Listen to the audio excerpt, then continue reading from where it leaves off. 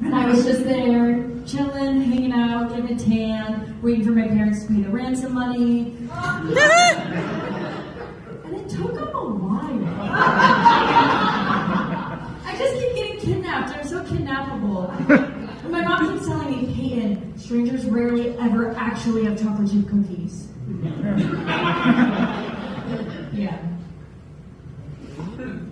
What do they do? I did go to the club one night when I was in Mexico. My kidnappers were so cool.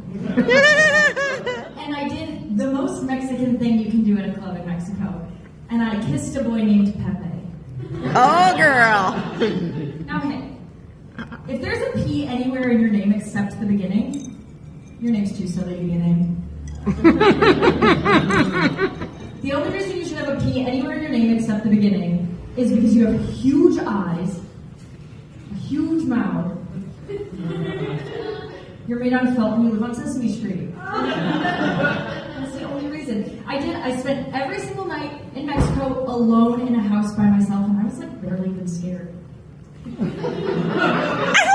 Barely. I have a lot of bad dreams. I also have a lot of good dreams, but my bad dreams stick with me more. Because my good dreams are just things I'm already thinking all day, every day, like choo-choo train. But I really seriously, when I was in Mexico, I had a nightmare that I fully shaved my pubes for a boy. Oh! And I woke up like so distraught. I reached around in a panic, grabbed a big chunk of pube.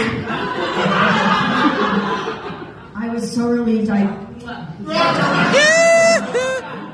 then I gave them like the day of their life. I shampooed them, conditioned them, put them in a ponytail. Yeah, my pubes can do a ponytail. Well, not by themselves. They don't have hands. I did have a dream like that one time, though. When I was little, I was like always catfishing people. Like I was never not catfishing people. It was a lot worse than I'm making it sound though, because I would catfish like random strangers. I was usually catfishing my friends and family, and like with no benefit to me. I was just being a villain. There are ways to catfish people that benefit you. Like you can romance scam someone, where you meet a random stranger on the internet, and you trick them into falling in love with you on the internet, and then you get them to send you like a bunch of money in real life. And romance scams are awesome because nobody gets hurt physically. Unless they found me. Is that possible? I guess to be safe, I would just use photos of my little sister. I can't use pictures of my little sister for normal catfishing because it's really hard to catfish your brother using pictures of your sister. I hope my parents never find out I did that, even though my parents were bad role models. When I was little, like 6 or 7 years old, at dinner every night, we would do swear word of the night. Oh my God. Where you could say any swear word you wanted. You could say almost any swear word you wanted at the dinner table. But my parents weren't monsters. You did have to use it creatively in a sentence. Okay. So it would be something just like, hey, pass me the fucking mashed potatoes, right? It was so fun. But it's really weird that even though I had like cool parents, I grew up to be such a tattletale.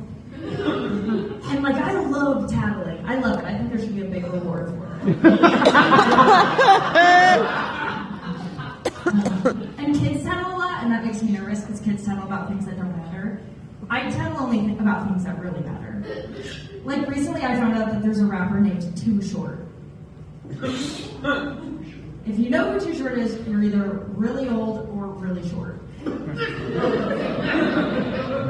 And I Googled Too Short. And he's short. He's not too short. Like he's taller than I am. And I think you should be allowed to call yourself too short if you're just normal short. So I want to tattle him. I want to call the short police. How I found out who Too Short is my sister spent a night hanging out with a bunch of people and him after one of his shows. And I wasn't there because I was too busy and I was too not invited. It's okay, I didn't even want to be there. If I was going to meet Too Short, I'd only want it to happen exactly like this. I waited until Still Too Short was hiring for a new bodyguard. And they put out an ad that said, looking for someone that's too strong. This means they're looking for someone who's normal strong. So I did. Don't look at me like you know I'm not even normal strong. So I did the job. And one night after a show, once I gained his trust and said, hey, Too Short. The fans found out the door we're leaving through, they swarmed the back door. We can't go out that way, it's too dangerous. There's too many people. And he'd say, shit. And I'd say, use it creatively in a sentence.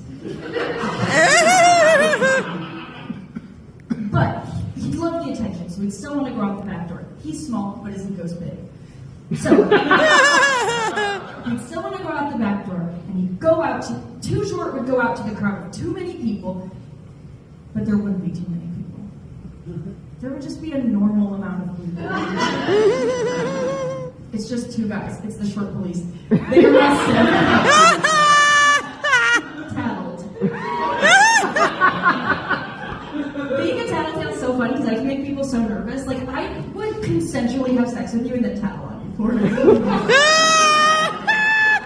I'm not a big sexer. What? But for me, I realized recently that having sex is a lot like doing stand-up for me. Like, for me to like doing stand-up or having sex, I need to feel like this is the best thing you've ever seen anyone do. Like, you've ever read for this. But like, tell me that in a way no one's ever told me. Say good set. Like, everyone says that to everyone. Or like, don't lean over and be like, you feel so good. I've heard it. You said it to someone. Say it in a way you've never said it. Like, say probably like, this is probably what Santa feels like when he's in the chimney. Or just say it in German. I don't care. Make me feel special. Or just say it in German? Sex also is a lot like stand-up for me because if I'm not feeling good about what I'm doing, you're going to notice and it's going to really affect how you react to it. Lastly, sex is a lot like stand-up for me because I found that almost all men think I'd love to watch them do 45 minutes, but after about 5, I'm usually pretty bored.